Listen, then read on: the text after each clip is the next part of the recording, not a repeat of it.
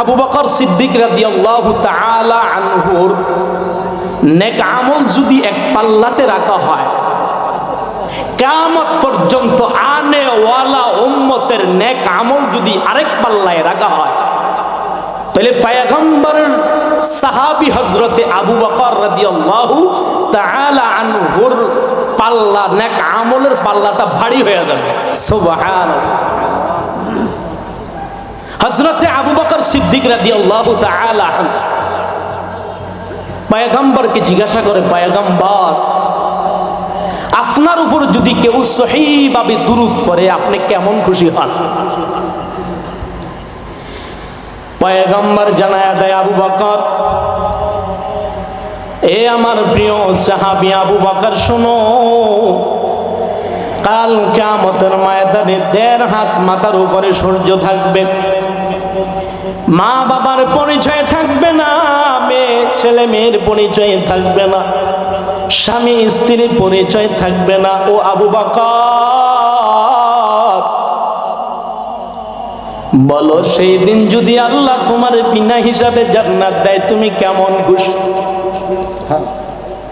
হযরতে আবু বকর জানায় দেয়, পয়গম্বর,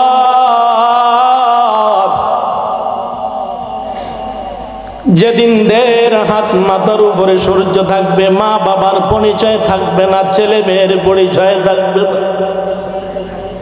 স্বামী স্ত্রীর পরিচয় থাকবে না, ও পয়গম্বর, সেদিন যদি আমার আল্লাহ আমার বিনা হিসাবে জান্নাত দেয় খুশির সীমা নাই। পয়গম্বর জানায় দেয়, আবু বকর, আমার কোন উম্মত যদি আমার উপরে সহিভাবে দুরূদ পড়ে আমি নবী উম্মতের উপর আরো খুশি হয়ে যাই। হর কে বাশাদ আমলে সাল্লু মুদাম আতাশে দোজখ শাওয়াত বরওয়ে হারাম। নবীর উপর দুরূদ পড়লে জাহান্নামের আগুন হারাম হয়ে যায়। একজন সাহাবী আয়েশা বলে, পয়গম্বর, ক্ষুধা লাগলে ঘরে খাবার না থাকলে আপনার চেহারার দিকে তাকায়, আপনার দরবারে দৌড়াই। পয়গম্বর, আপনার চেহারার দিকে তাকাইলে ক্ষুধা নিবারণ হয়ে যায়। পয়গম্বর অসুস্থ হয়ে গেলে আপনার দরবারে দৌড়ায়, আপনার চেহারার দিকে তাকাইলে পয়গম্বর আল্লাহ আমারে সুস্থ করিয়া দেয়। ও পয়গম্বর, দুনিয়ায় আপনার চেহারার দিকে তাকাইলে দিলটা বড় মায়া লাগে, ভালো লাগে। ও পয়গম্বর, জান্নাতে তো আপনি আপনার জান্নাতেই থাকবেন, আমরা আমাদের জান্নাতে থাকব, কিন্তু জান্নাতে আপনার সাথে দেখা কিভাবে হবে? আপনি থাকবেন কই আর আমরা থাকব কোথায়?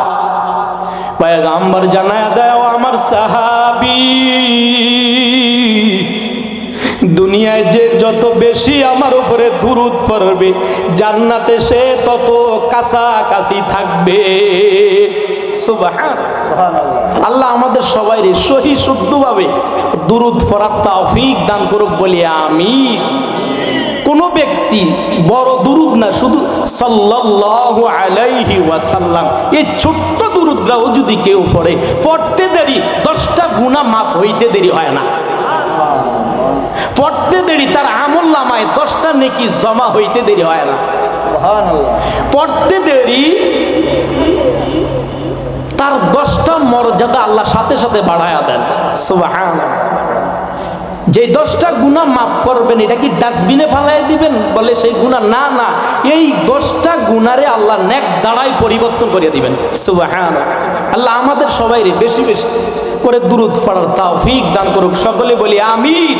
আমার সাথে পড়েন, আল্লাহুম্মা সাল্লি আলা মুহাম্মাদ ওয়া আলা আলি মুহাম্মাদ কামা সাল্লাইতা আলা ইব্রাহিম ওয়া আলা আলি ইব্রাহিম ইন্নাকা হামিদুম মাজিদ।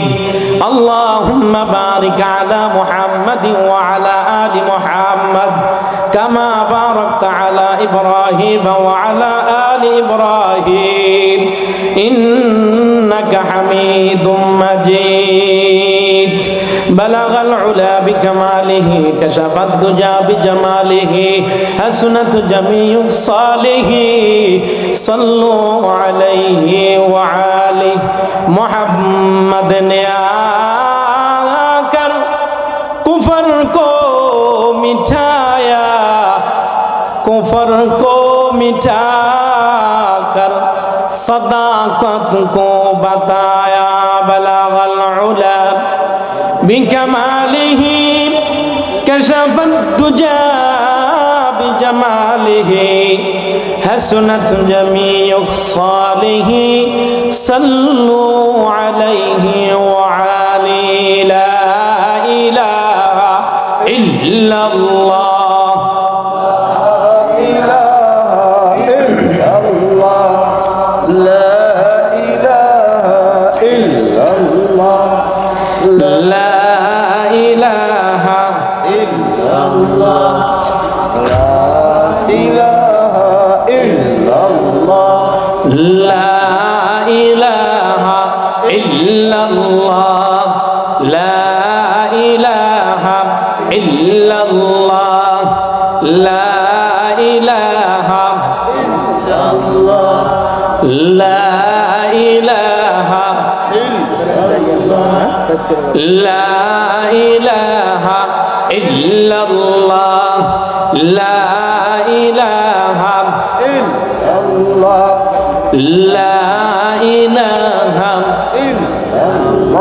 आसमाने अल्लाह ज़मीने अल्लाह हयाते अल्लाह मवाते अल्लाह ला इलाहा ला इलाहा इल्लल्लाह ला इलाहा इल्लल्लाह ला इलाहा इल्लल्लाह ला इलाहा इल्लल्लाह ला इलाहा इल्लल्लाह मुहम्मदुर रसूलुल्लाह सल्लल्लाहु अलैहि वसल्लम। अल्हम्दुलिल्लाह अल्लाह पाकेर बांदा जनाबे मुहम्मदुर रसूलुल्लाह सल्लल्लाहु अलैहि वसल्लमेर उम्मतगण গাজীপুর তাদরিসুল উম্মাহ মডেল মাদ্রাসা কর্তৃক আয়োজিত ওয়াজ ও দোয়ার মাহফিল উপস্থিত সম্মানিত সভাপতি সাহেব এবং উপস্থিত আছেন বিভিন্ন জায়গা থেকে আগত আমার প্রাণপ্রিয় মুসল্লি ভাইয়েরা, কোরআন প্রিয়, ইসলাম প্রিয়, যে আল্লাহ পাক রব্বুল আলামিন আমাকে আপনাকে এই জান্নাতের বাগানে কোরআনের প্যান্ডেলে বসার সুযোগ দিয়েছেন, এই জন্য আমরা সকলে দিল থেকে ওই রব্বে কারিমের শুকরিয়া আদায় করি। আলহামদুলিল্লাহ। সবাই ওয়াজের মাহফিলে আসতে পারবে না, কারণ আল্লাহ যাদেরকে কবুল করবেন তারাই আসতে পারবে। আল্লাহ যাদেরকে জান্নাত দিবেন তারাই কোরআনের প্যান্ডেলে আসতে পারবে। এই ওয়াজ নসিহত সবসময় তো এই এলাকায় হয় না, বছরে কয়েকবার হয়। আল্লাহ যাদেরকে জান্নাত দিবেন তাদেরকে আল্লাহ ধাক্কায়া ধাক্কায়া নেক আমল করায় দেন। সুবহানাল্লাহ। আসরের থেকে এই পর্যন্ত দীর্ঘ সময় ওলামায়ে কেরাম একের পর এক আলোচনা করছে। আমাদের যিনি প্রধান বক্তা হযরত মাওলানা আমানুল্লাহ সিদ্দিকী সাহেব, তিনি চলে আসছেন। এখনো যারা বিনুদ্ধ অনুরোধ করছে, এখনো যারা এদিক সেদিক ঘোরাফেরা করতেছেন, মাহফিলের প্যান্ডেলে চলে আসি, কোরআনের মাজমাতে চলে আসি। এই এলাকায় কোরআনের কথা হবে, আপনি রাস্তাঘাটের চায়ের দোকানে বসে থাকবেন, এটা কোরআনের ইজ্জত হয় না, এটা কোরআনের সম্মান হয় না। আপনি একটু কষ্ট করে, ওলামায়ে কেরাম এখানে আছে, কোরআন থেকে কথা বলবে, একটু যদি সম্মান দিতে পারেন কোরআনের জন্য, আল্লাহ আমাকে আপনাকে মাফ করে দিবেন। গজনবীর বাদশাহ সুলতান মাহমুদ গজনবী, উনি একজন বাদশাহ ছিলেন, সুলতান। উনি ইন্তেকালের পরে কেউ স্বপ্নে দেখছে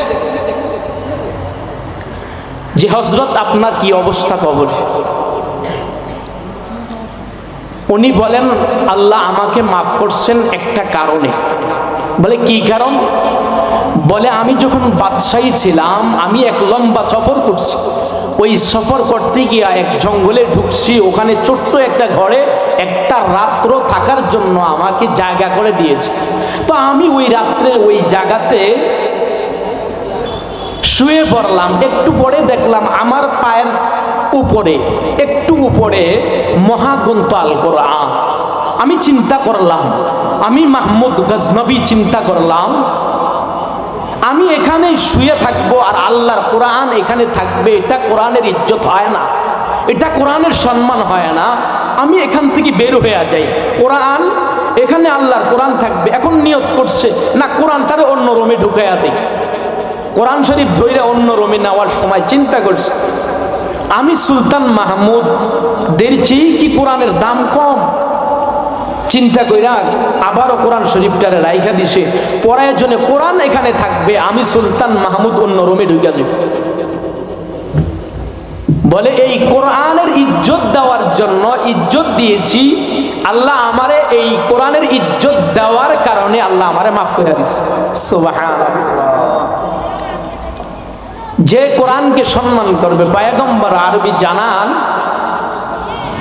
আল কোরআন আহাব্বু ইলাল্লাহি মিনাস সামাওয়াতি ওয়াল আরদ ওয়া মা ফিহা। পয়গম্বর জানায়া দেয় আসমানের নিচে জমিনের উপরে আল্লাহর কাছে সবচেয়ে বড় দামি জিনিসটা হচ্ছে মহাগ্রন্থ আল কোরআন। সুবহানাল্লাহ। এই কোরআনকে যে বেশি ইজ্জত করবে, আল্লাহর দামি জিনিসটাকে যে মহব্বত করবে, এই মহব্বতের কারণে আল্লাহ তাকে মাফ করে দিবেন। সুবহানাল্লাহ। সবচেয়ে বেশি ইজ্জত করেন বাংলাদেশে বহু মাদ্রাসা আছে, এই মাদ্রাসাগুলোতে কোরআনের দরস দেওয়া হয়।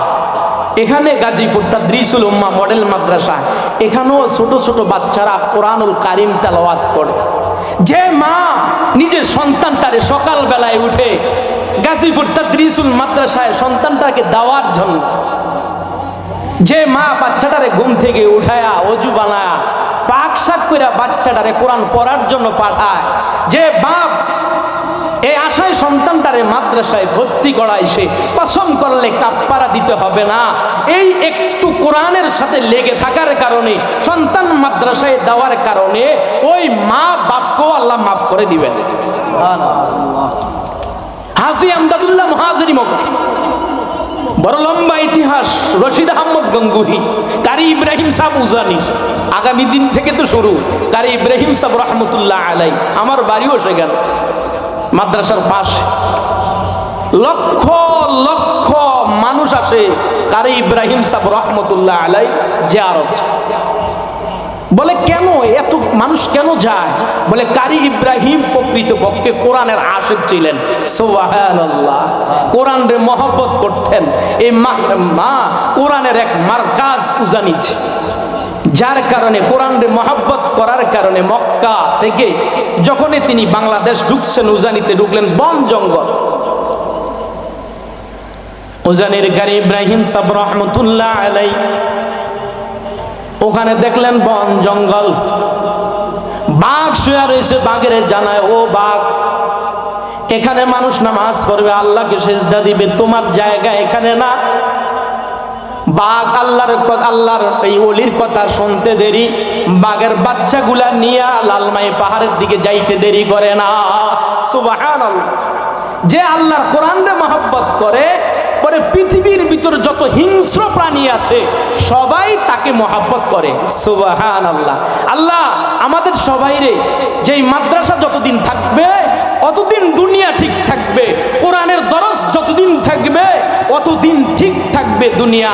যেদিন মাদ্রাসা থাকবে না, যেদিন কোরআনে ওয়ালা থাকবে না, রাসূল বলেন খায়রুকুম মান তাআল্লামাল কোরআনা ওয়া আল্লামাহু। দুনিয়ার মধ্যে ওই ব্যক্তি শ্রেষ্ঠ যিনি কোরআন মাজিদ শিখে এবং অপরকে শিখায়। সুবহানাল্লাহ। তাহলে কোরআন আসমানের নিচে জমিনের উপরে সবচেয়ে বেশি আল্লাহর কাছে প্রিয় জিনিসটা কি বলেন? কোরআন। এই জন্য কোরআনের সাথে যদি আমাদের সম্পর্কটা হয়ে যায়, কোরআনের মাজলিসের সাথে যদি আমাদের সম্পর্কটা হয়ে যায়, কোরআন যেখানে মারকাজ হয় কোরআন, সেখানে যদি আমাদের আসা যাওয়া হয়, হতে পারে এই উসিলা আমাকে আপনাকে আল্লাহ মাফ করে দিবেন। সুবহানাল্লাহ। নিজের সন্তান হাজী আমদাদুল্লাহ মহাজিরি গালিবান ওনার কিতাবে লেখেন, ডাকাতি করতে গেছে, নিয়ত করছে, হঠাৎ হেদায়াত চলে আসছে, আরে আমি ডাকাতি করি, অন্যের মাল আমি আত্মসাৎ করি, অপরের টাকা আমি আত্মসাৎ করি, আমি আল্লাহর কাছে কি জবাব দিব? হঠাৎ ডাকাতি করতে প্রতিমধ্যেই উনি তওবা করে ফেলছে, আমি আর ডাকাতি করব না, আল্লাহ আমার যদি আমার একটা ছেলে দাও, আমি ওয়াদা করলাম এটারে কোরআন শেখাবো। বড় লম্বা ইতিহাস। উনি নিয়ত করার 6 মাস পরে মারা গেছে। ওনার মারা যাওয়ার 6 মাস পরে ওনার ওয়াইফের ঘরে ওনার একটা বাচ্চা জন্ম হয়েছে, একটা ছেলে। 6 বছর পার হওয়ার পরে মা সন্তানটারে নিয়ে মাদ্রাসার দিকে রওনা দিছে। বাপ নিয়ত করছে, যদি আমার ছেলে হয় মাদ্রাসায় পড়াবো। নিজের ওয়াইফের কাছে বলছে, যদি মারা যায় তুমি মাদ্রাসায় পড়াইবা। আল্লাহু আকবার। 6 বছর অতিক্রম হওয়ার পরে মা তার সন্তানটারে নিয়ে মাদ্রাসার দিকে রওনা দিছে। মাদ্রাসার প্রতি যাইতেই সন্তানের বাবার কবর। তো মা তার সন্তানটারে বলে, এ আমার সন্তান, এই যে কবরটা দেখছো না, এটা তোমার বাবার কবর, এখানে তোমার বাবা শুয়ে আছে। বলতে দেরি, ছেলে তো জানতো না এতদিন বাবার কবর কোথায়। যখন মা বলছে এটা তোমার বাবার কবর, বলতে দেরি সন্তান এমন জোরে চিৎকার আরম্ভ করে দিছে, এমন কান্না শুরু করে দিছে, সন্তানটা যেন মারা যাবে এমন অবস্থা, ভয়াবহ অবস্থা শুরু হয়েছে। কঠিন অবস্থায় সন্তানটা নিয়ে মাদ্রাসার গেটে ঢুকাইছে। উস্তাদ দেখতেছে, কিরে মহিলাটা বাচ্চা নিয়ে এরকম করতেছে, বাচ্চাও কান্না করতেছে। উস্তাদেরা বের হইয়া সন্তানরা নিয়ে রুমে, পড়ো আউযু বিল্লাহি মিনাশ শাইতানির রাজিম, পড়ো বিসমিল্লাহির রহমানির রহিম, আল্লাহু আকবার। সন্তানরা কোনো মতে পড়াইছে আউযু বিল্লাহ বিসমিল্লাহ। সন্তান এখন কান্না বন্ধ, তার আওয়াজ বন্ধ, এখন সে সুস্থ হয়ে গেছে। তো উস্তাদ জিজ্ঞাসা করে, কি ব্যাপার, তুমি এতক্ষণ আগে, তুমি একটু আগে কান্না করতে করতে তুমি মারা যাবে, এই অবস্থা হয়েছে, এখন তুমি সুস্থ? বলে, হুজুর আমি আমার আব্বার কবর চিন্তামো না, জানতামও না। আমার মায়ের মাদ্রাসার প্রতিমধ্যে দিয়ে আসার সময় প্রতিমধ্যে আমার আব্বার কবরটা দেখাইয়া দিছে। আমার সঙ্গে সঙ্গে আমার 2টা চোখের যে আবর সেটা খুলে গেছে। আমি দেখতে পারি আমার আব্বার কবরে এমন আযাব হইতেছে, আগুনের আযাব হইতেছে, জাহান্নামের আযাব হইতেছে। আমি আব্বার এই কষ্ট দেখে আমার আর সহ্য হয় না, আমার কষ্ট হইতেছে আব্বার এই অবস্থা। হুজুর মাদ্রাসায় যখন পা দিলাম, আপনি যখন পড়াইলেন আউযু বিল্লাহ আর পড়াইলেন বিসমিল্লাহ, আপনি বিসমিল্লাহ পড়াইতে দেরি আর আমি পড়তে দেরি, আমার চোখ এখনো আবর বন্ধ হয় না। আমি এখান থেকে দেখি আল্লাহ পাক বিসমিল্লাহর বরকতে, এই কোরআন শিক্ষার বরকতে আমার আল্লাহ আসমানের থেকে হাজার হাজার ফেরেশতা পাঠায়া দিছে, পাগড়ি, সাদা পাগড়ি। আমার আব্বার কবরটা জান্নাতের বাগান হয়ে গেছে। সুবহানাল্লাহ। কিসের কারণে বলেন? কোরআনের কারণে। আল্লাহ আমাদের সবাইরে যেন কোরআনের সাথে আমরা অ্যাটেন্ড থাকতে পারি, কোরআনের সাথে যেন মাদ্রাসা আমার সন্তানটা পড়াইতে পারি। একটু নিয়ত। রাসূলুল্লাহ যে আমি যে হাদিসটা নিছি, ইন্নামাল আমালু বিন্নিয়াত, বুখারী শরীফের প্রথম হাদিস। ইমাম বুখারী প্রথম হাদিস আনছেন, নিয়তটা সহি থাকতে হবে। ইমাম বুখারী সিয়াসিত্তার যত কিতাব আছে, টপ লেভেলে সবচেয়ে যে গ্রহণযোগ্য কিতাব সেটা হচ্ছে বুখারী শরীফ। আর বুখারী শরীফের প্রথম হাদিস ইন্নামাল আমালু বিন্নিয়াত। ইমাম বুখারী ততক্ষণ পর্যন্ত কোনো হাদিস লিখতেন না। ওনার একটা অভ্যাস ছিল, অজু বানায়া নবীজির রওজা ধারে 2 রাকাত নামাজ পড়া নবীজির সাথে কন্টাক্ট করে ইমাম বুখারী 2 রাকাত নামাজ পড়া আল্লাহর রাসূলের দিকে তাওয়াজ্জুহ দেয়, ওগো আল্লাহর রাসূল, আপনার এই হাদিসটা শুনছি, আপনি বলেন এই হাদিসটা সহি কিনা, আপনি বলছেন কিনা। রওজা ধার থেকে আওয়াজ আসতো, হে মুহাম্মদ ইবনে ইসমাইল, হে ইমাম বুখারী, তুমি যে হাদিসটা বলছো এই হাদিসটা সত্য, তুমি লেখো। সুবহানাল্লাহ। তাইলে আমাদের নিয়ত থাকতে হবে ইখলাসের নিয়ত, খুলুসিয়তের নিয়ত। আল্লাহ আমাদের সবাইরে খুলুসিয়তের নিয়তে নেক আমল, সব কিছু একটা আমল করতে হয়। কোরআনের এই যে এখানে আমরা বসছি, প্রত্যেকের একটা নিয়ত করতে হবে। এখানে আল্লাহ ওয়ালারা আসবেন, কথা বলবেন, নিয়ত থাকবে আমলের। কিসের নিয়ত বলেন? আমলের নিয়ত যদি থাকে, আল্লাহ সুযোগ করে দেন তারা আমল করার। আশরাফ আলী থানভী রহমতুল্লাহ আলাই, আশরাফ আলী থানভী রহমতুল্লাহ আলাই এরকম ভাবে মাহফিলের ফ্যান্ডে আলোচনা করতেছে। এক পর্যায়ে একটা লোক আইসা পড়ছে। লোকটা আইসা পয়সা আবার উঠা যাইতেছে। লোকেরা জিজ্ঞাসা করলেন, ব্যাপার কি ভাই? আপনি আসলেন আবার উঠা যাইতেছেন, ব্যাপার কি? বলে, আমার বয়ান হয়ে গেছে। মানে আজকে 40 বছর ধরে আশরাফ আলী থানভী রহমতুল্লাহ আলাইহির দরবারে, আর আপনি আসলেন আবার উঠা যাইতেছেন, বলেন বয়ান হয়ে গেল। বলো, জানো না আল্লাহর ওলি একটা কথা বলছে, আমি ওই কথার উপরে আমল করার নিয়োগ করছি। আমি যদি ওই কথার উপর আমল করি, আমার আর জিন্দিগিতে ওয়াজ নসিহত লাগবে না। সুবহানাল্লাহ। বলে, কথাটা কি? বলে, আশরাফ আলী থানভী রহমতুল্লাহ আলাইহি বয়ানের মাঝখানে বলছে, এ বাবারা, জীবনে নেকের কাম ছাড়বা না, গুনার কাম করবা না। বলেন তো, আমরা যারা এখানে আসি প্রত্যেকে যদি এই নিয়ত করি, দুনিয়ায় যতদিন থাকবো নেকের কাম ছাড়বো না, গুনার কাম করব না, এই নিয়তটা করলে আর ওয়াজ লাগে? প্রত্যেকে যদি এই নিয়ত করি, জীবনে যতদিন বাঁচবো, আজরাইল আলাইহিস সালাতু ওয়াস সালাম রূহ কবজের আগ মুহূর্ত পর্যন্ত কোরআন হাদিসের যত কথা শুনবো, আমল করব, দুনিয়ায় যতদিন থাকবো আর গুনাহ করব না, পাপাচার করব না, কোনো গুনাহই করব না, এই নিয়ত থাকলে আর ওয়াজ লাগে? জানা নাই আল্লাহ কার কোন কথার ভিতরে হেদায়েত আছে। ওয়াজ নসিহত শুনতে হবে, তবে নিয়ত থাকতে হবে আমলের। আল্লাহ পাক রব্বুল আলামিন তার হাবিবরে জানায়, এ আমার হাবিব, আপনি মানুষকে কোরআনের কথা বলতে থাকেন, আপনি মানুষদেরকে আখিরাতের কথা বলতে থাকেন, কোরআনের কথা বলতে থাকেন। বলার দায়িত্ব আপনার। হেদায়েতের মালিক আমি আল্লাহ। বলেন, হেদায়েতের মালিক কে? হেদায়েতের মালিক একমাত্র, হায়াতের মালিক, মওতের মালিক, সব কিছুর মালিক একমাত্র আল্লাহ। এই জন্য ওয়াজ নসিহত শুনতে হবে আমলের নিয়ত। হেদায়েত একমাত্র আল্লাহর হাতে রাখছেন। কোন নবী রাসূলকে হেদায়েতের মালিক বানায়া পাঠান।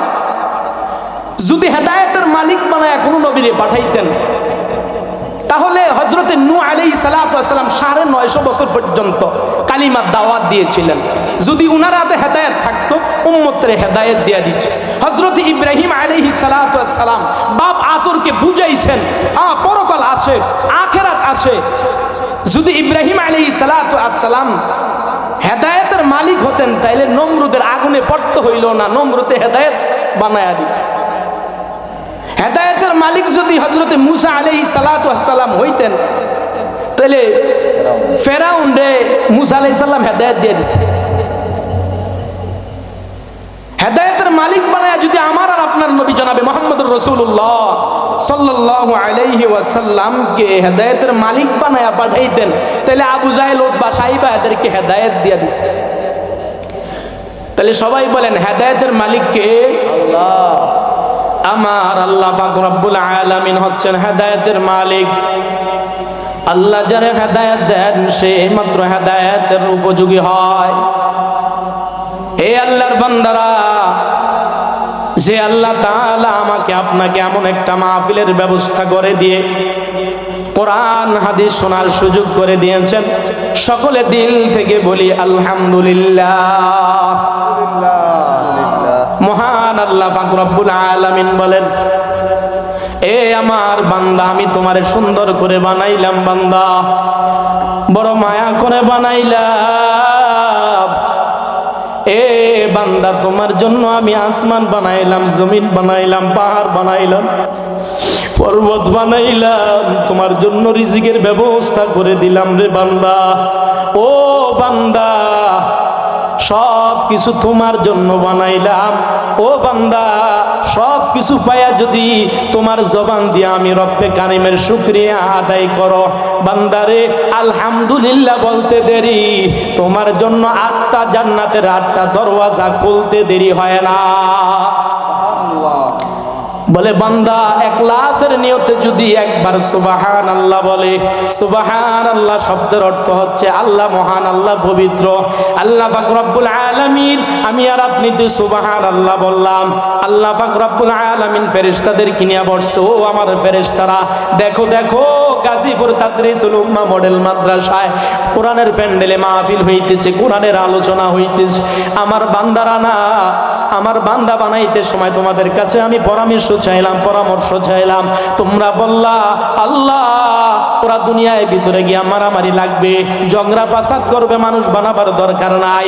দেখো দেখো তারা আমাকে, আমি আল্লাহকে পবিত্র বলে ঘোষণা দিছে।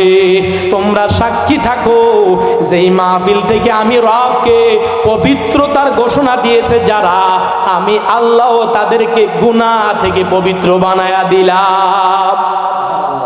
এই জন্য আল্লাহ পাক রব্বুল আলামিন বড় খুশি হয়ে যায়।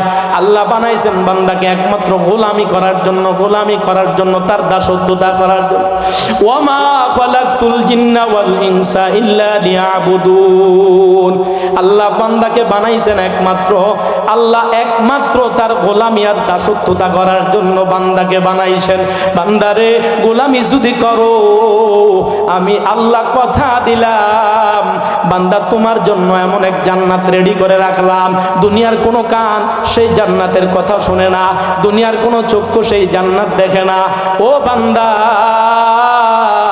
যদি বান্দা দুনিয়ায় আমি আল্লাহ পাকের হুকুম মতো মানতে পারো, তোমার জীবনটা রাসূলের সুন্নাত মোতাবেক চলতে পারো, আল্লাহ পাক রব্বুল আলামিন আমাকে আপনাকে জান্নাত দিবেন। হযরতে আমাদের বাড়ি তো দুনিয়ায় না, আমাদের বাড়ি হচ্ছে জান্নাতে। জান্নাত থেকে আমরা দুনিয়ায় আসলাম। আল্লাহ পাক রব্বুল আলামিন বলেন ইহবিতু মিনহা জামিআ, তোমরা এই জান্নাত থেকে বের হয়ে যাও, সকলে বের হয়ে যাও। আদম এবং হাওয়া দুইজন, সবাই হয় না, দুইজনের ক্ষেত্রে সবাই হয় না। আল্লাহ বলেন ইহবিতু মিনহা জামিআ, তোমরা সবাই বের হয়ে যাও, সবাই জান্নাত থেকে বের হয়ে যাও। আদমের পৃষ্ঠে মা হাওয়ার উদরে যত লাখ কোটি মিলিয়ন বিলিয়ন সন্তান আদি আছে, বের হয়ে যাও, জান্নাত থেকে বের হয়ে যাও। হযরত আদম আলাইহিস সালাতু ওয়াস সালামকে জান্নাত থেকে দুনিয়ায় পাঠিয়ে দিয়েছেন। দুনিয়ায় হযরত আদম আলাইহিস সালাতু ওয়াস সালাম বলতেছে, ও দয়ার মালিক, কি অন্যায় করছি, কি অপরাধ করছি, আর শয়তান আপনার নামে কসম খাওয়ায় আপনার নিষিদ্ধ জায়গায় আমাকে নিয়েছে। ও দয়ার মালিক, আমারে তুমি মাফ করে দাও, মাফ করে দাও, আমি জান্নাতে থাকতে চাই। আল্লাহ পাক রব্বুল আলামিন এই আদম আলাইহিস সালাতু ওয়াস সালাম একদিন নয়, দুই দিন নয়, বুখারী শরীফের রায়াতে আসছে আদম আলাইহিস সালাতু ওয়াস সালাম 350 বছর পর্যন্ত কান্না করছেন। কান্না করতে করতে হাদিস শরীফের ভিতরে আসে, বুখারী শরীফের রায়াতে আসছে, মানুষ কান্না করলে চোখের পানি বাড়ায়, আদম কান্না করে চোখের পানি শেষ, এই চোখের কাছে দিয়ে ড্রেন হয়ে গেছে, চোখের পানির পরিবর্তনে রক্তের স্রোত আসতো। আল্লাহ তুমি আমারে মাফ করিয়া দাও। আল্লাহ পাক রব্বুল আলামিন জিব্রাইল রে পাঠাইছে, জিব্রাইল যা যা যা যা যা আমার আদম রে জানায়া দে আমি আল্লাহ পাক রব্বুল আলামিন আদমকে মাফ করে দিলাম। জিব্রাইল সঙ্গে সঙ্গে আইসা আদম আলাইহিস সালাতু ওয়াস সালামকে বলে, ও আদম নবী, আল্লাহ তোমারে মাফ করে দিয়েছে। মাফের কথা শোনার পরে দুই রাকাত নামাজ তিনি আদায় করলেন। আদায় করে আমার আল্লাহর কাছে কান্নাকাটি করিলেন। আল্লাহর কাছে এই 2 রাকাত নামাজ বড় দামি হয়ে গেছে। আল্লাহ এই 2 রাকাত নামাজ কোন নবীর উম্মতদেরকে দেন না, একমাত্র এই 2 রাকাত নামাজ আমার আল্লাহ পাক রব্বুল আলামিন আখিরি জামানার নবী মুহাম্মদুর রাসূলুল্লাহ সাল্লাল্লাহু আলাইহি ওয়াসাল্লামের উম্মতদেরকে দান করছে। যেই 2 রাকাত নামাজ আমরা ফজরের সময় ফরজ নামাজ আদায় করি। আল্লাহ বলেন, ইয়া আইয়ুহাল্লাযীনা আমানু কু আনফুসাকুম ওয়া আহলিকুম নারা, হে ইমানদার বান্দা বান্দিরা, তুমি নিজে জাহান্নাম থেকে বাঁচো, তোমার পরিবার পরিজনদেরকেও জাহান্নামের আগুন থেকে বাঁচাও। এক নম্বর, জাহান্নামের আগুন থেকে বাঁচতে হইলে আমার ঈমান ঠিক থাকতে হবে। যার ঈমান ঠিক আছে, যদি কোনো প্রকারে অ্যাক্সিডেন্ট হয়ে যায়, গুনাহ অ্যাক্সিডেন্ট হয়ে যায়, তারপরে আল্লাহ বলেন ইয়া আইয়ুহাল্লাযীনা আমানু তুবু ইলাল্লাহি তাওবাতান নাসুহা। আল্লাহ বলেন বান্দা, পয়গম্বর বলেন আত-তাইবু মিনাজ যামবি কামাল্লা যামবালাহু। আল্লাহর কোন বান্দা খালেস ভাবে তওবা করতে দেরি, আমার আল্লাহ তারে মাফ করতে দেরি করেন না। সুবহানাল্লাহ। এই জন্য এখনো সময় আছে, এখনো সময় আছে বন্দে ইবাদত বন্দেগী করার জন্য। তাইলে আমার ঈমান ঠিক, একজনের ঈমান ঠিক নাই, তার ঈমান নাই, আল্লাহর উপরে ঈমান আনে না, বরং সে বেঈমান, কিন্তু তার জীবনে সে গুনাহ করে না, অন্যায়ের কাজ করে না, কোনো প্রকার গুনাহের কাজ করে না। বলে লোকটা ঈমান না থাকার কারণে পৃথিবীর যত ভালো কাজ করুক সে কসমিন কালেও জান্নাতে যেতে পারবে না, কারণ তার ঈমান নাই। আর একটা লোক ঈমান আছে, যারা সরিষার দানা পরিমাণ ঈমান আছে, সে এই ঈমান দিয়া কোনো না কোনো এক সময় আল্লাহর জান্নাতে ঢুকে যাবে। এই জন্য প্রথম নম্বর শর্ত, জান্নাতে যেতে চাইলে আমার ঈমানের প্রয়োজন, ঈমান ঠিক। তারপরে সবচেয়ে বড় জিনিসটা হলো সালাত। একজন মানুষ যখন ঈমান আনে, তারপরে নামাজ, তার উপরে নামাজ পড়া ফরজ, 5 ওয়াক্ত নামাজ পড়া ফরজ।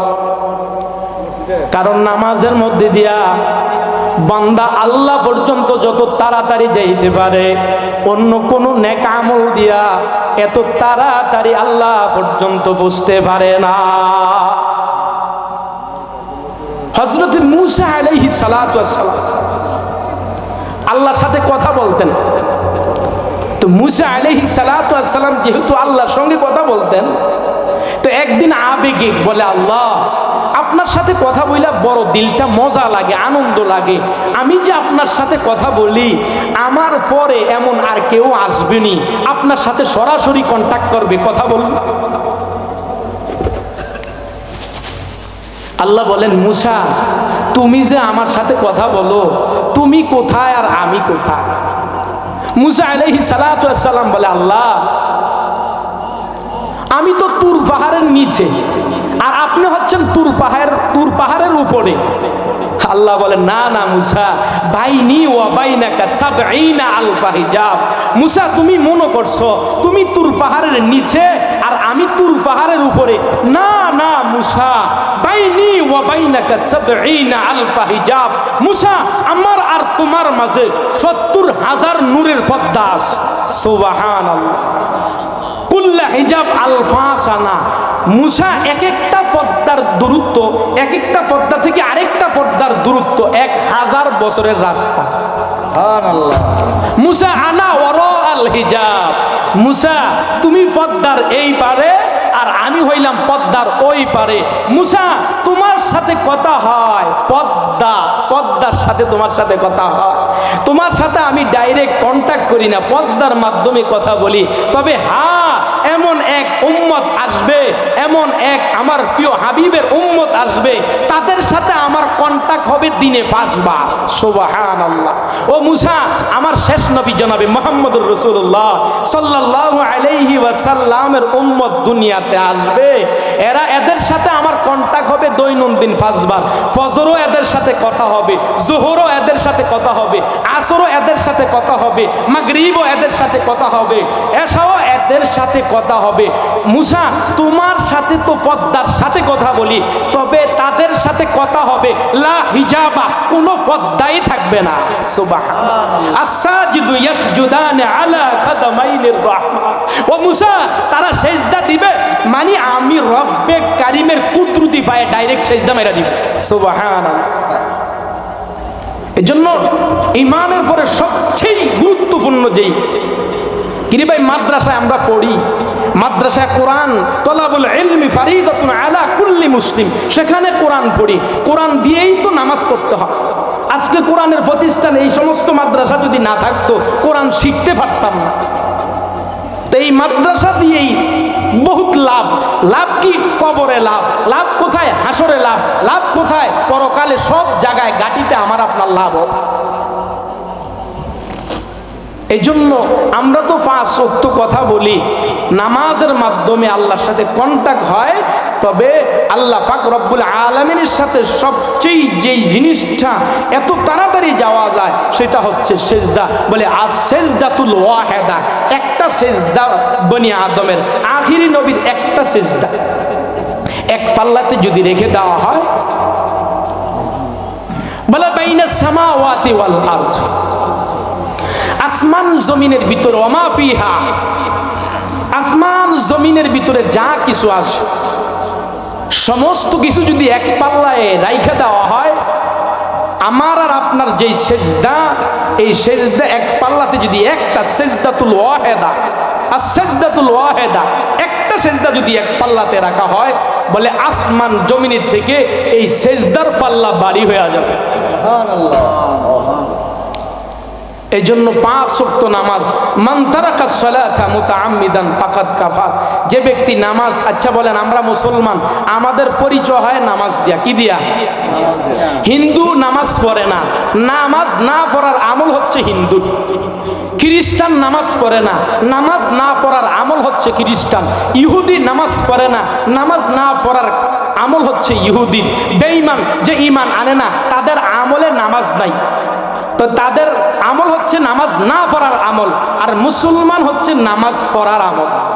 তো যে নামাজ পড়লো না, তাইলে মুসলমানের আমল করলো না কাফেরদের আমল করলো? তাহলে 5 ওয়াক্ত নামাজ পড়া এটা মুসলমানদের আমলে আছে।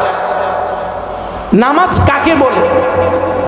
ইমাম আহমদ ইবনে হাম্বল উনি বলে যে ইচ্ছাকৃতভাবে 1 ওয়াক্ত নামাজ ছেড়ে দিল, সে কাফের হয়ে গেছে। ইমাম শাফি রহমতুল্লাহ আলাইহি, ইমাম শাফি কে?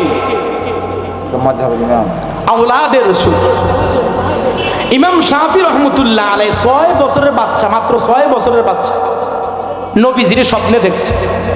নবীজি ডাক দেয়া কয়, এদিকে আয়। ইমাম শাফি মাত্র বয়স কত? 6 বছর বয়স। আল্লাহ নবী ডাক দিছে, এদিকে আস। ইমাম শাফি আসছে। কয় মনা তুমি কোন বংশের? কয় ইয়া রাসূলুল্লাহ, আমি তো আপনার বংশের। কয় এদিকে আ। নবীজির একটু থুতু মোবারক ইমাম শাফির মুখে দিয়া দিছে, বলে শাফি গিলে ফেলো। তো ইমাম শাফি ঘুমের ঘরে স্বপ্নে নবীজির থুতু খেয়ে ফেলছে। উনি কিতাবে লেখেন, ইমাম শাফি কিতাবে লেখেন, উনি যখন ঘুম থেকে জাগ্রত হয়েছেন, দেখেন পুরাটা ঘর মেশক আম্বর হয়ে গেছে।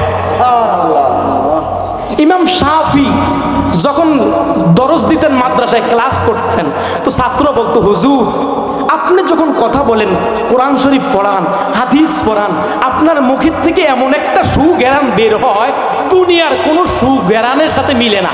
সুবহানাল্লাহ। ইমাম শাফি রহমতুল্লাহ আলাইহি যেই মসজিদের খেতাবাত ছিলেন, খতিব ছিলেন, মুসল্লিরা কয়, হুজুর আপনি যখন খুতবা দেন, আপনি যখন কথা বলেন, আপনার মুখের থেকে এত সুন্দর জ্ঞান আসে, দুনিয়ার কোনো জ্ঞান এটার সাথে মিলেই না। সুবহানাল্লাহ। ইমাম শাফির স্ত্রী একদিন ডাক দেয়া কয়, পানের স্বামী, আপনি যখন আমার সাথে কথা বলেন, আপনার মুখ থেকে এত সুন্দর একটা জ্ঞান। তখন ইমাম শাফি বলে, হে আমার স্ত্রী, আমি যখন 6 বছরের ছিলাম, তখন আমি নবীজির স্বপ্নে দেখছি। নবীজি আজকে কত বছর, 15 বছরও না, 20 বছরও না, 30 বছরও আমার এই সুজ্ঞান যায় না। হে আমার স্ত্রী, আমি নবীজির স্বপ্নে দেখার পর নবীজির একটু লোলা আমার মুখে ঢুকাইয়া দিছে। এই আমি যে একটু নবীজির থুতু পান করছি, এর বরকতে আল্লাহ আমার এই মুখটারে সুজ্ঞান ওয়ালা বানায়া দিছে। সুবহানাল্লাহ। ও আমার স্ত্রী, আমি আল্লাহর কাছে দোয়া করি, এই সুজ্ঞানটা যেন আমার কবরের ভিতরে থাকে, এই সুজ্ঞানটা যেন হাসরে থাকে, এই সুজ্ঞানটা যেন জান্নাতেও থাকে। সুবহানাল্লাহ। সেই ইমাম শাফি বলেন, যদি কেউ ইচ্ছাকৃতভাবে নামাজ ছাইরা দেয়, 1 ওয়াক্ত ইচ্ছাকৃতভাবে নামাজ ছাড়ে, সে কাফের হবে না। ইমাম আহমদ ইবনে হাম্বল তো হয়ে গেছে, ইমাম শাফি কয় হবে না। যদি রাষ্ট্রটা ইমাম শাফির মতো চলতো, তাইলে বলতাম সে কেন এই কুফরির কাজ করলো, তার শরীর থেকে মাথা আলাদা করে দাও। এটা হচ্ছে নামাজ। আমাদের ইমাম আবু হানিফা, ইমাম আবু হানিফা, আমরা যেই মাযহাবের লোক, সেই ইমামে আবু হানিফা নামাজের বিষয়ে একটু বলি, মনোযোগ দিয়ে শোনেন। ইমাম আবু হানিফা উনি যেই কবরে শোয়া আছেন, এই কবরটা দুনিয়ায় থাকতে নিজের কবর নিজে করছেন। নিজের কবর কইরা নিজের এই কবরের ভিতরে গালেবান ৭,০০০ কোরআন খতম করছে। সুবহানাল্লাহ। এই কবরটার ভিতরে কত লক্ষ রাকাত যে নামাজ পড়ছে আল্লাহ ছাড়া কেউ জানে না। ইমাম আবু হানিফা উনি ৫৫০টা হজ করছেন। ইমাম আবু হানিফা শেষ হজটা মনে বড় আবেগ হয়েছে, আমি আল্লাহর ঘর বাইতুল্লাহর ভিতরে ২ রাকাত নামাজ পড়ব। শেষ হজের আল্লাহর ঘরের ভিতরে ঢুকছেন, ডাইনে কেবলা, বামে কেবলা, সামনে কেবলা, পিছনে কেবলা, উপরে কেবলা, চতুর্পাশে দিয়া কেবলা। ইমাম আবু হানিফা রহিমাহুল্লাহ উনি বলেন চতুর্পাশে কেবলা, এই চতুর্পাশে কেবলা, আল্লাহর ঘরে বৈশা, আল্লাহর ঘরে দাঁড়ায় আমি ২ রাকাত নামাজ পড়বো। আমার ইচ্ছা পুরা কোরআন শরীফ খতম করিলাম ২ রাকাত নামাজ। প্রথম রাকাতে 15 ফাড়া, দ্বিতীয় ফাড়াতে কয় ফাড়া? 15 ফাড়া। এখন উনি নিয়ত বাঁধবেন। এখন চিন্তা করে ডাইনে কেবলা, বামে কেবলা, উপরে কেবলা, পিছনে কেবলা, চতুর্পাশে দিয়া কেবলা। আমি ইমাম আবু হানিফার শক্তি থাকা অবস্থায় আমি 2 পায়ে কেন দাঁড়ায় নামাজ পড়বো না? প্রথম 15 ফাড়ায় আমি এক পা উপরে উঠামো, আবার দ্বিতীয় রাকাতে আমি আরেক পা দাঁড়াইয়া 15 ফাড়া শেষ করব। ইমাম আবু হানিফা ডাইন পা উঠাইয়া দিলেন, এক রাকাতের ভিতরে 15 ফাড়া কোরআন শরীফ শেষ করছে। সুবহানাল্লাহ। দ্বিতীয় রাকাত শুরু করছেন, বাম পাও ভর কইরা দ্বিতীয় রাকাত 15 ফাড়া কোরআন শরীফ কইরা ইমামে আবু হানিফা দুয়ার 2 হাত আল্লাহর দরবারে উঠাইয়া দিছে। গভীর রাত, হে আমার মালিক, হে আমার আল্লাহ, আমার মতো নুমান, আমার মতো ইমাম আবু হানিফার মতো গুনাহগার এই দুনিয়াতে আর কেউ নাই। আল্লাহ তুমি আমারে মাফ কইরা দাও। লক্ষ লক্ষ হাজী সাহেবরা তখন তোয়াব করতেছে। চতুর্পাশ থেকে আওয়াজ আসছে, হে ইমাম আবু হানিফা, আমি আল্লাহ তোমারে মাফ কইরা দিছি। চতুর্পাশ থেকে আওয়াজ আসছে, হাজার হাজার লক্ষ লক্ষ হাজী সাহেবদের কানে স্পষ্ট লাগতেছে, হে ইমাম আবু হানিফা, আমি আল্লাহ তোমারে মাফ কইরা দিছি। এবং তোমার মাযহাব অনুযায়ী যারা দুনিয়াতে চলবে আমি আল্লাহ তাদেরকেও মাফ করে দিছি। সুবহানাল্লাহ। সেই ইমাম আবু হানিফা বলেন, যে ব্যক্তি ইচ্ছাকৃতভাবে এক রাকাত ইচ্ছাকৃতভাবে নামাজ তরক করলো সে কাফের হবে না। যদি ইমাম আবু হানিফা রহিমাহুল্লাহর মতো এই রাষ্ট্রটা ইমাম আবু হানিফার মতো চলতো, তাহলে বলতাম রাষ্ট্রকে হুকুম দিতাম, পুলিশ যাকে যে নামাজ ছাইরা দিল তার জন্য অ্যারেস্ট করার পরে পুলিশ বলবে অজু কর, অজু বানায়া নামাজ পড়। যদি নামাজ পড়স বাইসা যাবি, নামাজ না পড়লে দৌড়া শুরু হয়ে যাবে। সেটা হচ্ছে নামাজ। আমি আর আপনি নামাজ পড়ি। নবীজির যুগে একজন নবমুসলিম ইসলাম গ্রহণ করছে, তো 5 ওয়াক্ত নামাজ পড়ছে। নবমুসলিম 5 ওয়াক্ত নামাজ পড়ে নবমুসলিম, দাওয়াত কবুল করলেন আল্লাহ পাকের রাসূলের দাওয়াত। এই ইসলাম আমি আর আপনি নামাজ পড়ি, এই নামাজটা এভাবে আসে না। এই নামাজরত অবস্থায় হাজার হাজার সাহাবায়ে কেরাম বড় অসম্মান হয়েছেন। ইসলামের জন্য অনেক নবী নিজের জীবন দিয়েছেন। ঘটনা খুললে দেখা যায় বনি ইসরায়েলের 70 জন নবীকে সকাল 8টা থেকে নিয়ে দুপুর 12টা পর্যন্ত 70 জন নবীরে জবাই করে দিছে। আমার আর আপনার কাছে ইসলামটা এভাবে আসে না। নবীজি যখন শুরু লগ্নে কালিমার দাওয়াত দেওয়া শুরু করলেন, ইসলামের কথা কোরআনের কথা বলতে শুরু করলেন, মক্কার কাফেররা হাসি ঠাট্টা শুরু করে দিয়েছে। মক্কার অবস্থা বড় ভয়ানক। হযরতে আবু যর গফারি তার বাইরে পাঠাই দিছে, দেখো মক্কায় বলে মোহাম্মদ নামে একজন ব্যক্তি মুসলমান হয়েছে, মক্কার ভিতরে মোহাম্মদ নামে একজন ব্যক্তি নবী দাবি করছে, তুমি যায়া দেখো কি অবস্থা। আবু যর গফারির ভাই আয়েশা অবস্থা বড় ভয়ানক অবস্থা দেখে চলে গেলেন। আবু যর গফারিকে জানালেন, ও আবু যর গফারি, হা মক্কার ভিতরে মুহাম্মদ নামে একজন নবী দাবি করছে। তবে মক্কার অবস্থা বড় ভয়ানক, বড় কঠিন অবস্থা। হে আবু যর গেফারি, তুমি যাইতে পারো। আবু যর গেফারিও দিলে চিন্তা, যদি মুসলমান হয়ে যাইতাম, যদি মুসলমান হয়ে নবীর হাতে হাত কালিমা হাতে পড়ে কালিমা পড়তাম। আবু যর গেফারি ঢুকলেন মক্কার ভিতরে, দেখেন ভয়াবহ অবস্থা। আবু জাহেল, উতবা, সাইবা নবীর বিরোধিতা কঠিন ভাবে করতেছে। পুরা মক্কায় নবীর বিরোধিতা শুরু করছে। এতদিন নবীর সঙ্গে ভালো ছিল, যখনই নবীজি কালিমার দাওয়াত দেওয়া শুরু করলো, কোরআনের দাওয়াত দেওয়া শুরু করলো, এখনই নবীজি শত্রু হয়ে গেছেন। আবু জাহেল, উতবা চেষ্টা করে নবীর দুনিয়া থেকে বিদায় করে দেওয়ার। আবু যর গেফারি মক্কায় ঢুকলেন, হযরতে আলীর ইশারা ইঙ্গিতে নবী মুহাম্মদ পর্যন্ত পৌঁছলেন।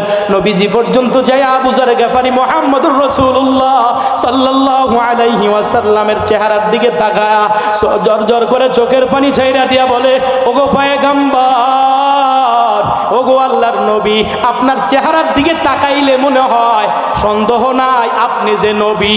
দেরি করিয়েন না পয়গম্বর, আপনার চেহারার দিকে তাকাইলে আপনি যে সত্য নবী এটা বোঝা যায়। পড়ায়া দেন লা ইলাহা ইল্লাল্লাহু মুহাম্মাদুর রাসূলুল্লাহ। আবু যর গেফারি ইসলাম কবুল করছেন, মুসলমান হয়ে গেছেন। আবু যর গেফারি খিজমতে খায়রুল বাশার, জিসনে সারে জিंदगी में ना बनाया अपना घर। আবু যর গেফারি নবীজির হাতে হাত পড়ায় কালিমা পড়ে মুসলমান হয়ে গেছেন। নবীজির খেজমত শুরু করে দিয়েছেন। নবীজির খেজমত করতে গিয়া নিজে দুনিয়ার ভিতরে বাড়ি বানায় না, বিল্ডিং বানায় না, অট্টালিকা বানায় না, সারাটা জিন্দেগি নবীজির খেজমতে লাগায়া দিয়েছেন আবু যর গেফারি। নবীর প্রেম ভালোবাসা ঢুকে গেছে। হাদিসের ভিতরে আছে, লা ইউমিনু আহাদুকুম হাত্তা আকুনা আহাব্বা ইলাইহি মিন ওয়ালিদিহি ওয়া ওয়ালাদিহি ওয়ান নাসি আজমাইন। ততক্ষণ পর্যন্ত কোনো মুমিন ইমানদার ততক্ষণ পর্যন্ত পরিপূর্ণ হবে না, যাদের দিলের ভিতরে আল্লাহ এবং তার রাসূলের ভালোবাসা না থাকবে। দুনিয়ার সব কিছু থেকে আল্লাহ এবং তার রাসূলের মহাব্বত আমার আর আপনার দিলে থাকতে হবে। যে এই দৃশ্য সাহাবায়ে কেরাম দেখায়া দিছে। উহুদের যুদ্ধে আল্লাহর নবী পয়গম্বর যুদ্ধ করতে করতে এক পর্যায়ে খবর চলে আসছে, মিথ্যা খবর, কুতিলা মুহাম্মদ শাহাদাত বরণ করছে, মুহাম্মদ রে কাফেররা মেরে ফেলছে। মদিনার একজন মহিলা পাগলনির বেশে দৌড়াইছে, হায় হায় নবীরে শেষ করে দিছে। এই কান্নার আওয়াজ নিয়া উহুদের ময়দানের দিকে রওনা।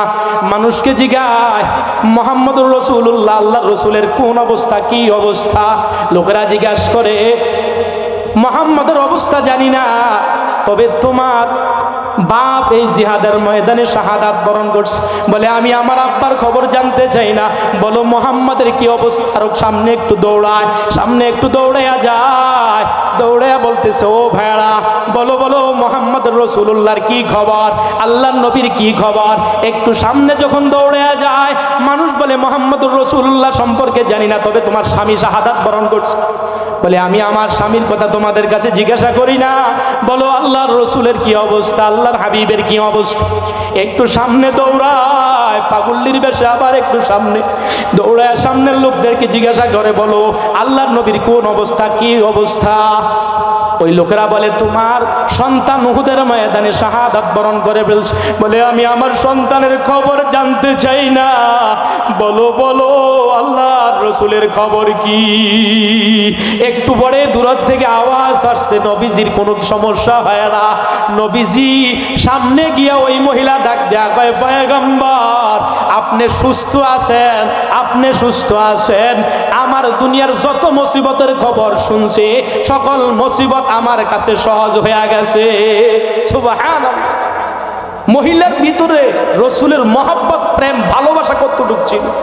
সংবাদ একটা না, নিজের বাপ শাহাদাত বরণ করছে, নিজের স্বামী উহুদের ময়দানে শাহাদাত বরণ করছে, নিজের ছেলে শাহাদাত বরণ করছে।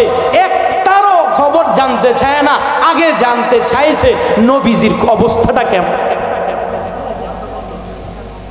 নবীজি আমার আর আপনার জন্য হাসরের মাঠে শাফাআত করবেন, আমার আর আপনার জন্য। আমার চেহারার দিকে তাকাইলে রাসূলের সুন্নত পাওয়া যায় না, আমার দিকে তাকাইলে আমি আর আপনি দুনিয়ায় চলি, কিন্তু রাসূলের সুন্নত মোতাবেক চলি না। নামাজ পড়ি, এই নামাজের ভিতরেও রাসূলের সুন্নত আছে। প্রত্যেকটা এই ওযু করি, ওযুর ভিতরেও রাসূলের সুন্নত আছে। কিরে ভাই, অজু করতে হাতে 3 বার দোয়া সুন্নত, হাত 3 বার দোয়া, মুখ 3 বার দোয়া সুন্নত, 3 বার কুলি করা সুন্নত, 3 বার নাকে পানি দেওয়া সুন্নত। কেউ যদি 4 বার করে, কেউ যদি 2 বার করে, সুন্নত হবে? এটা সুন্নতের খেলাফ হয়ে যাবে। আল্লাহর দরবারে কোনো ইবাদত কবুল হওয়ার জন্য শর্ত হচ্ছে রসুলের সুন্নত থাকতে হবে। রসুলের সুন্নত যদি আমার আর আপনার ভিতরে আসে, তো পয়গম্বরের এক হাদিসে আসছে, মান আহাব্বা সুন্নতি ফাকাদ আহাব্বানি ওয়া মান আহাব্বানি কানা মাই ফিল জান্নাহ। পয়গম্বর বলে, মান আহাব্বা সুন্নতি, যে আমার সুন্নতরে মহব্বত করলো, ওয়া মান আহাব্বানি, সে আমারই মহব্বত করলো, ওয়া মান আহাব্বানি, তে আমারে মহব্বত করলো, কানা মাই ফিল জান্নাহ, সে জান্নাতে আমি নবীর সাথে থাকবে। সুবহানাল্লাহ। এই জন্য প্রত্যেকটা ইবাদত করতে গেলে রসুলের সুন্নতের দরকার আছে কি না? এই জন্য দুনিয়ায় যতদিন চলবো, রাসূলুল্লাহ বলছেন, হে আমার উম্মতেরা, তারাকতু ফীকুম আমরাইন, হে আমার উম্মত, আমি চলে যাইতেছি তোমাদের কাছে, আমি 2টা জিনিস রাখলাম, কিতাব, আল্লাহ তাআলার কিতাব, এবং আমি রসুলের সুন্নত। যে ব্যক্তি দুনিয়ায় চলতে গিয়া কোরআনকে সামনে রাখবে, আমি রসুলের সুন্নত রাখবে, তাকে কেউ গোমরা করতে পারবে না। কিরে ভাই, আল্লাহ রসুল বলছেন 2 জিনিস, একটা হচ্ছে কি বলেন? কোরআন, আরেকটা হচ্ছে রসুলের। নবীজি বলেন, পথভ্রষ্ট কেউ করতে পারবে না যদি তোমরা এই 2টা জিনিসকে ফলো করো। আমরা যদি কোরআন সুন্নাহ মোতাবেক জীবনটা আমাদের সাজাই, তাইলে এই 2টা জিনিস, কোরআনকে যদি আমরা ফলো করি, আমেরিকা আমাদের ঈমান নষ্ট করতে পারবে না, জাপান আমাদের ঈমান নষ্ট করতে পারবে না, ব্রিটেন আমাদের ঈমান নষ্ট করতে পারবে না, রাশিয়া আমাদের ঈমান নষ্ট করতে পারবে না, ভারত আমাদের ঈমান নষ্ট করতে পারবে না, মায়ানমার আমাদের ঈমান নষ্ট করতে পারবে না। বলেন কয়টা জিনিস ফলো করলে? 2টা। একটা হচ্ছে কিতাবুল্লাহ, একটা হচ্ছে আল্লাহ তাআলার কিতাব ওয়া সুন্নাত রাসূলিল্লাহ, আরেকটা হচ্ছে নবীজির সুন্নাত। আল্লাহ দুনিয়ায় যতদিন বাসি, আল্লাহ এবং তার রাসূলের সুন্নাত মোতাবেক যেন আমাদের প্রত্যেকের জীবনটা সাজাইতে পারি। আল্লাহ আমাদের সবাইরে তৌফিক দান করুক। সকলের দিল থেকে বলি আমিন। তাইলে বলেন, প্রথম জান্নাতে যাইলে প্রথম শর্ত ঈমান থাকতে হবে। প্রথম শর্ত কি? দ্বিতীয় নম্বর আমার আমল। আমলের মধ্যে সবচেয়ে আফজলুল ইবাদত, আফজল ইবাদত, উত্তম ইবাদত, সেটা হচ্ছে নামাজ। নবীজি দুনিয়া থেকে বিদায় হওয়ার আগ মুহূর্তে বলছে, ইন্তেকালের সময় বলছে, হে উম্মত সালাত, উম্মত সালাত, উম্মত সালাত, উম্মত নামাজ, উম্মত নামাজ, উম্মত নামাজ। যে দুনিয়াতে নামাজ ঠিক রাখবে, যে নামাজ দুনিয়াতে নিজের বন্ধু বানাইবে, যে নামাজকে নিজের বন্ধু বানাইবে, তার জন্য এই নামাজ তাকে জান্নাতে পর্যন্ত পৌঁছাইয়া দিবে। সুবহানাল্লাহ। ইবাদত যদি আমার সুন্দর হয়, বলেন ইবাদত যার যত সুন্দর হবে, মরণকালে তার মরণটা সুন্দর হবে। যার মরণ সুন্দর হয় তার কবর সুন্দর, যার কবর সুন্দর হয় তার হাসর সুন্দর, যার হাসর সুন্দর হয় তার মিজান সুন্দর, যার মিজান সুন্দর তার ফুলসিরাত সুন্দর, যার ফুলসিরাত সুন্দর হবে তার জন্য ঘোষণা হয়ে যাবে তুমি জান্নাতি। সুবহানাল্লাহ। এই জন্য আমাদের নেক আমলগুলা যেন রসুলের সুন্নত মোতাবেক হয়। দুনিয়ায় যতদিন বাঁচবো, আল্লাহ এবং তার রাসূলের হুকুম যেন আমার জীবনের সাথে ফিট করতে পারি। আল্লাহ আমাদের সবাইকে তৌফিক দান করুক, বলি আমিন। এই যে মাদ্রাসা, এই মাদ্রাসা যতদিন থাকবে, কিয়ামত ততদিন হবে না। যতদিন পর্যন্ত কোরআন শিখনেওয়ালা থাকবে, যতদিন আল্লাহ ওয়ালা বললে থাকবে, ততদিন পর্যন্ত ইজা জুলজিলাতিল আরদু জিলজালাহা আল কারিয়াতু মাল কারিয়া ওয়া মা আদরাকা মাল কারিয়া, কিয়ামত ততদিন পর্যন্ত হবে না। যেদিন মাদ্রাসা থাকবে না, যেদিন কোরআন শিখনেওয়ালা থাকবে না, যেদিন আল্লাহ বললে ওয়ালা থাকবে না, সেদিন আর সূর্যটা পূর্ব দিকে উঠবে না, সেদিন সূর্য উঠবে পশ্চিম দিক থেকে। যেদিন কোরআন শিখনেওয়ালা থাকবে না, কিয়ামতের আগ মুহূর্ত কিছু আলামত আছে। এখনো তওবার দরজা খোলা আছে, এখনো তওবার দরজা খোলা আছে, কিন্তু কিয়ামতের আগে আল্লাহ তওবার দরজা বন্ধ করে দিবেন। তখন মানুষ দৌড়াইবে, হায় রে, কোরআন শরীফ দেখবে কিন্তু কোরআন শরীফ দেখবে কিন্তু কোরআনের অক্ষরগুলা সেদিন অটোমেটিক কোরআন থেকে চলে যাবে। মানুষ দেখবে যখন পূর্ব দিকের সূর্যটা পশ্চিম দিক থেকে উঠছে, আলহামদুলিল্লাহ।